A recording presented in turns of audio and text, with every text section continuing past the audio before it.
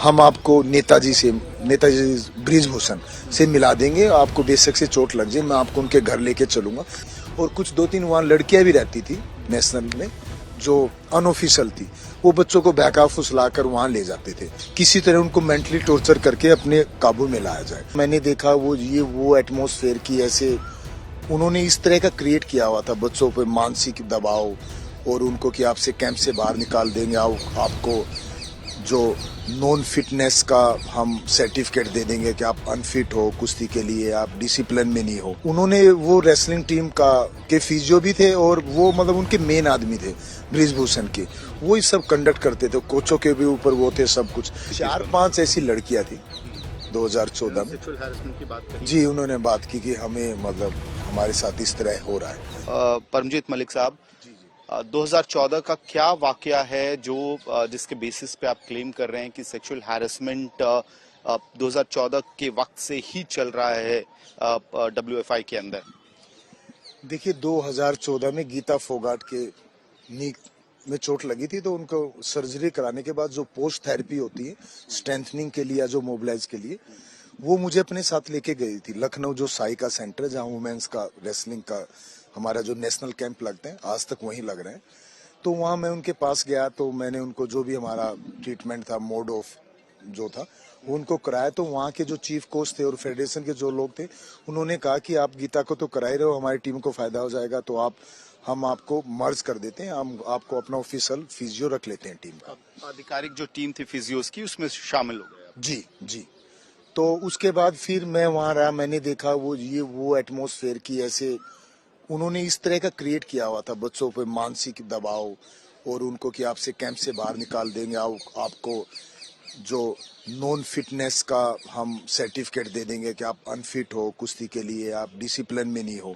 Even उनके parents को भी फोन किया जाता था कि आपके बच्चे ठीक प्रैक्टिस नहीं कर रहे हैं, जानबूझ के, जबकि वो ठीक कर रहे थे। किसी तरह उनको मेंटली टॉर्चर करके अपने काबू में लाया जाए। और वहाँ धीरेन करके एक वो थे, जो वहाँ उस टाइम साई में अपॉइंट थे शायद, उन्होंने वो रेसलिंग टीम का के फिजियो भी थे, और वो मतलब उनके मेन आदमी थे ब्रिजभूषण के, वो ही सब कंडक्ट करते थे। कोचों के भी ऊपर वो थे सब कुछ। तो उसमें होता क्या, जैसे कि अगर किसी बच्चे को चोट लग जाती है तो उसको कैंप से बाहर निकाल दिया जाता है कि आप अनफिट हो, अपने घर जाओ, ट्रीटमेंट कराओ, ठीक हो, फिर वापस आ जाइए। कैंप से बाहर का मतलब तो आप गेम से बाहर हो गए, आप एबल नहीं हो कि आप ट्रायल देश को या सर्वाइव कर सको। तो जिन बच्चों को छोटी सी भी चोट होती थी तो वो डरते थे बताने से, तो जानबूझ के बच्चों को ये दिखा के कि आपको चोट लगी, हम कैंप से बाहर निकाल देंगे, बिना उनका कोई फिटनेस टेस्ट लिए, मतलब दबाव बनाते थे ताकि वो उनके अंडर में आ जाए, उनके पैरों में आ जाए। फिर दूसरा उनको बोला जाता था कि हम आपको नेताजी ब्रिजभूषण से मिला देंगे, आपको बेशक से चोट लग जाए, मैं आपको उनके घर लेके चलूंगा, जो धीरेन उनके एक पर्सनल आदमी थे। और कुछ दो तीन वहाँ लड़कियां भी रहती थी नेशनल में, जो अनऑफिशियल थी। वो बच्चों को बैकआप फुसलाकर वहाँ ले जाते थे, अंडर वहीं लेके जाते थे। अब मुझे पर्टिकुलर जगह का नहीं पता, लेकिन ब्रिजभूषण के पास लेके जाते थे।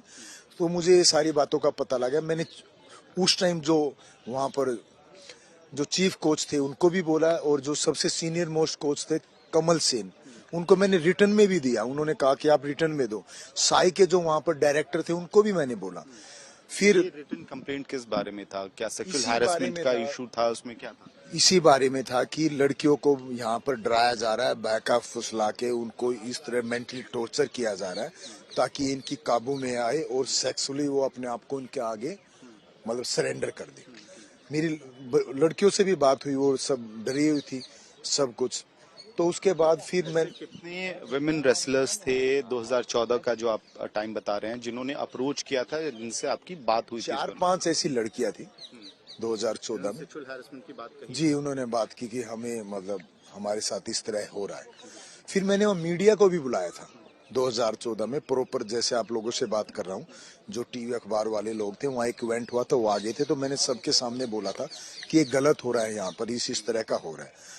तो मेरी वाइफ भी उस टाइम जो वहाँ पर मेंबर थी टीम की, गोल्ड मेडलिस्ट थी नेशनल की, कैंप में रह रही थी। उनको और मुझे अगले ही दिन बिना कोई कारण बताए, बिना कोई रिटर्न में नोटिस दिए, हमें कैंप से बाहर निकाल दिया गया। क्या नाम है आपकी वाइफ का? सुमन कुंडू मेरी वाइफ का नाम है। आप कह रहे हैं आपने जब रिटन कंप्लेंट दी तो उसके अगले ही दिन आपको साई की नहीं, जब कैंप मैंने से मीडिया में दिया, मीडिया में जब मैंने दिया, अगले ही दिन जो चीफ कोच थे वो हमारे पास आए और उन्होंने बोला कि आपका कैंप से नाम काट दिया गया, आप दोनों यहाँ से चले जाइए। तो मैंने काफी कोशिश की, वहाँ कोचिज से बात की, साई वालों से भी बात की, तो किसी रिटन कंप्लेंट पे क्या एक्शन हुआ, कुछ कार्रवाई हुई? नहीं, रिटर्न में मेरे कोई एक्शन नहीं हुआ। उन्होंने आगे दी या नहीं दी उसका बात का नहीं पता, लेकिन जब मैंने मीडिया में दिया तो अगले ही दिन हमें वहां से आउट कर दिया गया। तो आपने क्या इसको फिर किसी और पब्लिक फोरम पे इस मसले को उठाने की कोशिश की? नहीं, देखिए अभी पिछले 3 4 5 महीने से इतना पब्लिकली उछल रहा है, आप सब मीडिया में भी आ रहा है, इसमें मिनिस्ट्री भी इन्वॉल्व है, अभी नहीं कुछ हो पा रहा है, तो सोचिए तब क्या हुआ होगा। मेरी बात किसी ने नहीं सुनी। हमें, मेरा तो चलो, मैं तो फ्रीलांसर था, अपना काम कर रहा था, मेरी वाइफ उस टाइम फॉर्म में थी और वो इंडिया की अपनी वेट कैटेगरी की गोल्ड मेडलिस्ट थी, उनका भी कैरियर खराब कर दिया गया, उनके बाद उनको भी वहां से भेज दिया गया मेरी आवाज उठाने पे। और आप देखिए, कई लोग क्वेश्चन करते हैं आप जैसे लोग कि तब ऐसा क्यों नहीं बोला किसी ने। अब पिछले 2 4 6 महीने से सब इतना बोल रहे हैं, अभी नहीं कुछ हो पा रहा है, तो आप सोचिए तब क्या हुआ होगा। तो क्या लगता है क्यों कार्रवाई नहीं हुई? जो आप इशू रेज कर रहे हैं WFI प्रेसिडेंट के खिलाफ, वो क्यों कार्रवाई नहीं हो? देखिए, कहीं ना कहीं वो इतने स्ट्रोंग हैं, बाहुबली हैं, और गवर्नमेंट का भी उनको सपोर्ट है। अब देखिए, ये जो रेसलर यहाँ बैठे हुए हैं, ये कोई छोटे मोटे बच्चे तो है नहीं, ओलंपियन है, देश वर्ल्ड चैंपियन है, पूरी दुनिया में इनका नाम है। ये लोग ही नहीं सरवाइव कर पा रहे, तो मेरे जैसा आदमी बताओ, मेरी कौन वहां बात सुनेगा? सुनी ही नहीं किसी ने। और अब मीडिया है हमारे साथ है, सब है, सरकार है, सब कुछ है, FIR भी दर्ज नहीं हो पा रही है, तो दुर्भाग्य है देश का। ऐसे आप आम आदमी कैसे सरवाइव करेगा? ये आप कहते हैं कि लोकतंत्र है, जनतंत्र है, कहाँ का जनतंत्र है? 6 महीने से बच्चे भटक रहे हैं, कभी ये कमेटी बना देते हैं कि हमने आपकी कमेटी, मैं भी कमेटी में, मेरे भी बयान थे, वीडियो रिकॉर्डिंग हुआ था, हमने सब रिटर्न में भी दिया था जी। उन्होंने बोला था हम पब्लिकली आपका जो बयान है इसको स्पोर्ट्स मिनिस्ट्री में भी लेके जाएंगे, और ये आपकी जो वीडियो बना रहे हैं हम पब्लिकली भी इसको हम वो करेंगे।